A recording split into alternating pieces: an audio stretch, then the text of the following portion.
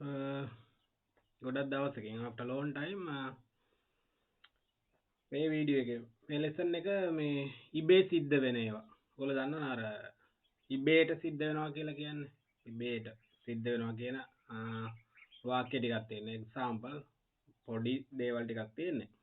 හරි අපි බලමු මොනවාද කියලා. මේ ඉබේ සිද්ධ වෙන ඒවට දැන් අපි වාක්‍යයක් හදද්දී සෙන්ටෙන්ස් එකක් ක්‍රියේට් කරද්දී අනිවාර්යෙන් සබ්ජෙක්ට් එකක් ඕනේ. කියන්නේ ක්‍රියාව කරන්නෙක් ඕනේ. දැන් මේ ඉබේ සිද්ධ වෙන ඒවට වාක්‍යයක් ඇදුවත් ක්‍රියාවක් කරන්න එක්කෙනෙක් ඕනේ. ඒවට අපි ගන්න it කියලා. it කියන ප්‍රෝනවුන් එක තමයි ගන්නෙ. it කියන සර්වනාමය නැත්නම් ප්‍රෝනවුන් එක තමයි මේවට ගන්නෙ. මේ ඉබේ සිද්ධ වෙන දේවල් වලට මතක තියාගන්න.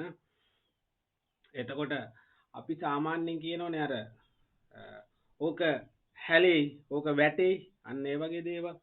අපි දැන් කියන ඕක වැටෙයි කියලා කියනවා. එතකොට සබ්ජෙක්ට් එක it වැටෙයි කියලා කියනවා. දැන් දැනට වෙලා නැහැ. එතකොට අපි ඒක ඉමැජින් කරන්නේ අනාගතයේදී. ඒක වෙයි කියලා කියන්නේ ෆියුචර් එකේ. එතකොට ෆියුචර් කියද්දිම මතක් වෙන්න ඕනේ will කියන ටර්ම් එක. will. එතකොට it will කියලා එන්න ඕන. it will ඔන්න it will fall. ඕක වැටෙයි. ඕක වැටෙයි කියන එකට fall කියන කියන්නේ වැටෙනවනේ. ඕක ඒ නැත්තම් ඒක කියන එකත් ගන්නවා. ඒක ඕක වැටෙයි. ඒක වැටෙයි. ඕක වැටෙයි. it එකෙන් දෙනවා. එතකොට ඒක ඕක කියන එක ගන්න පුළුවන්. right. it will fall. it කියලා කියන්නේ එතකොට සබ්ජෙක්ට් එකක් විදිහට ඉබේ සිද්ධ වෙන ඒවට අපි සබ්ජෙක්ට් එකක් විදිහට ගන්න it. ඕනම වාක්‍යයක් ක්‍රියේට් කරද්දී when creating any sentence ඕනම එකක් ගද්දී අපි සබ්ජෙක්ට් එකක් ඕනේ නෙමෙයි. සබ්ජෙක්ට් එකක් අපිට ඕන. එතකොට අපි ගන්නේ මේ ඉබේ සිද්ධ වෙන ඒවට it කියන එක තමයි ගන්න. එතකොට ඒක වෙලා නැහැ. අපි ඉමැජින් කරනවා. හිතනවා ඔක වැටෙයි කියලා අනුමාන කරනවා, ගෙස් කරනවා. එතකොට in the future. එතකොට ගන්න future represent කරන්නේ. නියෝජනය තියෙන්නේ will කියන ටර්ම් එකේ. එතකොට will කියන ටර්ම් එකේ මෙතෙන් it will කියලා එන්න ඕනේ. එතකොට ඔන්න අනාගතේ. එතකොට fall base verb එක. it will fall. ඕක වැටෙයි. අනිත් එක තමයි මේ will කියන එකේ ගොඩාක් මතක තියාගන්න e කියන එක තියෙනවා. වැටෙයි. අන්න ඒ වගේ. හැලෙයි. අන්න ඒ වගේ. it will fall. හදා ගන්න පුළුවන්. නිර්මාණය කරගන්න පුළුවන්. right. තව එකක් බලමු. it will spill. it will spill. spill කියලා කියන්නේ හැලෙනවට. හැලෙනවා.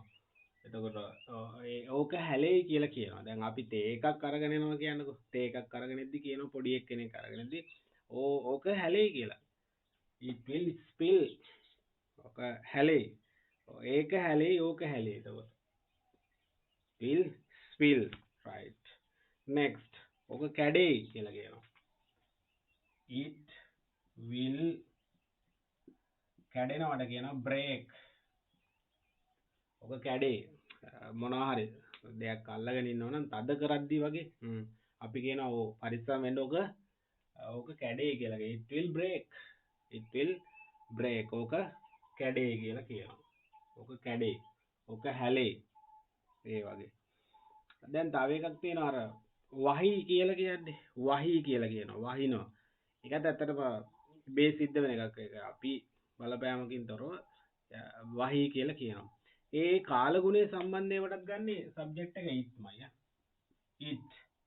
එතකොට it will වහිනවට කියනවා rain කියලා. it will rain. වහී කියලා කියනවා. ඕක වහී ඒක වහී නෙමෙයි. වහී කියලා කියනවා. වහී. මේවා ඉබේ සිද්ධ වෙන ඒවා. වහී කියලා කියනවා. හරි. අපි තව ටිකක් බලමුකෝ.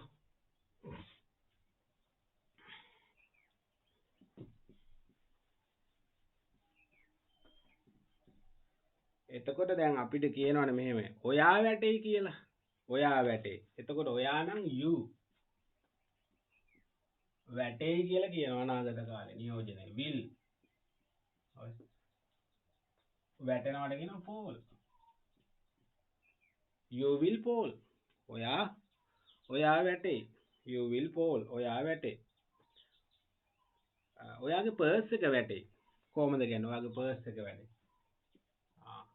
Your purse will fall. Your purse your purse your purse will fall. ඔයාගේ පර්ස් එක වැටේ. right. වතුර හැලේ කියලා කියනවා. වතුර water අනාගත කාලේ will හැලේ spill. water will spill. okay. water will spill. තේක හැලේ. ඔය මේ වගේම තමයි හදා ගන්න පුළුවන්. right. කිරි හැලේ. කිරි එක හැලේ. අපි කියමු milk will spill. බලාගෙන milk will spill. tea will spill. ඒක හැලේ. tea will spill. පොඩි දේවල් ටිකක් තියෙනවා. පොඩි දේවල් කියලා කියන්නේ නිතරම භාවිතා කරන පොඩ්ඩයි තියෙන්නේ. ඒ ටික තමයි ඉතින් අල්ලගන්න. නිතරම භාවිතා කරන ටික තමයි අල්ලගන්න. ස්පෝකන් එකේ ඉංග්‍රීසි වල ඉතින් භාවිතා කරන ටිකනේ. ඒ ටිකයි. ලොකු දෙයක් නෑ ඉතින්. මතක තියාගන්න ඕනේ විශේෂයෙන් කටපාඩම් කරලා හරියන්නේ නැහැ.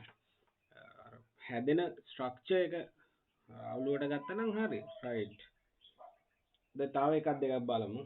ඉර පායයි. ඒක the sun will පායයි. sun will rise. sun will rise today.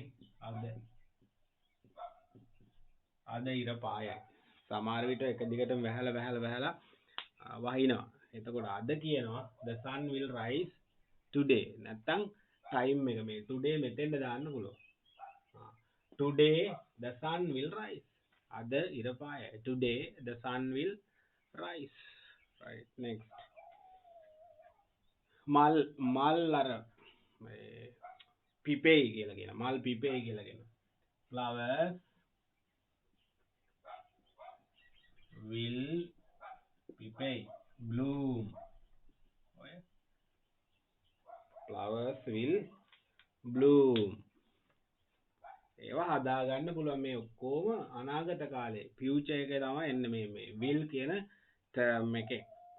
එතකොට අපි බලන්නම ඕනේ ඇත්තටම මේ නිර්මාණයක් කරගන්න. දැන් ගොඩාක් කොපිනේ යන්නේ. අර මතක තියාගන්න පාඩම් කරගන්න. ඒක අමාරුයි. දැන් අර හිතන විදිය ගන්න ඕනේ. නිර්මාණශීලීව හිතන්න ඕනේ. right. ඔයාගේ හිත වෙනස් වෙයි. your mind ඔයාගේ හිත your mind will change. ඔයාගේ හිත වෙනස් වෙයි. your mind will change. නැත්තම් එයාගේ හිත වෙනස් වෙයි. මෙතන එයා කියද්දි ඔයා දෙන්නේ ගැහණු ළමයෙක්ද පිරිමි ළමයෙක්ද කියන එක හදා ගන්න ඕනේ. her mind her mind ඇගේ හිත will change. her mind will change. ඔහුගේ his mind will change. එහෙම නෙන්න ඕනේ. මෙතන වෙනස් කරගන්න ඕනේ. her mind or his mind will change. එහෙම එන්න ඕනේ. එතකොට මේ දෙකේම ඔයාට කියන්න පුළුවන් එයාගේ කියලා. ඔයා ඉමේජින් කරනවා. හිතන්නේ කොහොමද? ඔයාගේ ඉමේජිනේෂන් එක චිත්ත රූපේ හිතෙන්ම වෙන්නේ එයා ගෑනු ළමෙක්. එයා පිරිමි ළමෙක්. then you have to change your word her mind or his mind.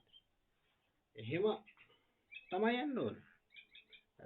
වෙන ක්‍රමයක් ඇත්තට නෑ ඉතින්. right. ලැන්ග්වේජ් එක අප් කරගන්නේ එහෙමයි ඉතින්. අර ගුරුවරයා මතම සහ එකම වාක්‍යයක් මත ඩිපෙන්ඩ් වෙලා හරියන්නේ නැහැ. අපි වෙනස් වෙනස් විදිහට හිතන්න ඕනේ. වෙනස් වෙනස් ආකාරයට හිතන්න ඕනේ. මේකෙන් දීලා තියෙන එක පදනම් කරගෙන හදා ගන්න ඕනේ. ඒ වගේ ඒවා තමයි තියෙන්නේ. right. ඒ ලැන්ග්වේජ් එක එහෙමයි යන්නේ. right. තව දෙකක් මං හදලා තියෙනවා බලමු. everything will change. හැම දෙයක්ම වෙනස් වෙයි කියලා කියනවා. everything will change. ඔය හැම දෙයක්ම වෙනස් වෙයි. everything හැම දෙයක්ම will change වෙනස් වෙයි. everything will change හැම දෙයක්ම වෙනස් වෙයි. අපිට කියන්නේ හැකි ඉක්මනින් අර ඉක්මනටම very soon ඒ වගේ අයිඩියා එකක් දෙන්න පුළුවන්. very soon everything will change very soon හැම දෙයක්ම ඉක්මනටම බොහෝම ඉක්මනටම වෙනස් වෙයි. දැන් රටේ සිටුේෂන් එක අව අපේ රටේ තියෙන සිටුේෂන් එක අපිට කියන්න පුළුවන් නේ. situation of our country will change very soon. Everything will change very soon, right? Last one of the lesson එකේ මේවා එක තව එකක් මම හදලා තියෙනවා. gas මිල ඉහළයයි කියලා තියෙනවා. The gas price will go up. The gas price will go up. go up කියලා කියන්නේ go යනවා up කියන්නේ ඉහළට යනවා. එතකොට ඉහළට යනවා කියන එක තමයි දෙන්නේ. gas price will go up. මේ gas මිල ඉහළ යයිම will කියන එකෙන් තමයි අනාගතය දෙන්නේ. එතකොට ඒකෙන් ගන්න පුළුවන්. ඔය තමයි අර ඉබේට සිද්ධ වෙන ඒවා එක්කම මේ වගේ නම් ඉතින් කාගේ හරි බලපෑමක් තියෙනවනේ. ගවර්න්මන්ට් එකේ හරි එනි අද වෙන කාගේ හරි දැන් අරවා එහෙම නැහැ. මොකද it will fall ඔක වැටේ ඒක වැටේ it will spill it will break ඒ වගේ ඒවා. it will rain flowers will bloom ලස්සන අයිඩියාස් හදන්නත් පුළුවන් ඒවා භාවිතා කරලා නිසදසක් වගේ හදාගන්න පුළුවන්. දැන් මේ ඉබේ සිද්ධ වෙන ඒවා ඔන්න ඔහම තමයි යන්නේ. එතකොට මතක තියාගන්න ඕනේ it කියන pronoun එක subject එකක් විදියට ගන්න ඕනේ. අනිත් එක තමයි මේක අපි අනාගතයට දෙන්නේ. එතකොට will කියන term එක අනිවාර්යෙන් මේකට භාවිතා කරලා තියෙන්න ඕනේ. ওই දෙක භාවිතා කරලා verb එකක් හදාගත්තාම base verb එකක් මූලික ක්‍රියාපදයක් ඉබේ සිද්ධ වෙන ඒවා ටිකක් create කරගන්න පුළුවන්. දැන් ඔයගොල්ලෝ හිතන්න ඕනේ.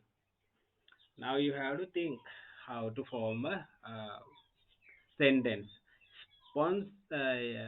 මොකද spontaneously. Yes, spontaneously ඉබේ සිද්ධ වෙන දේවල් ටිකක් හදාගන්න ඉතින්. එහෙම පුළුවන්.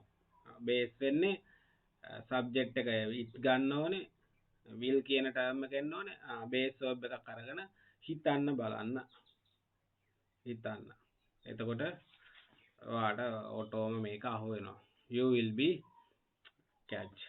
එතකොට හදාගන්න පුළුවන්. right.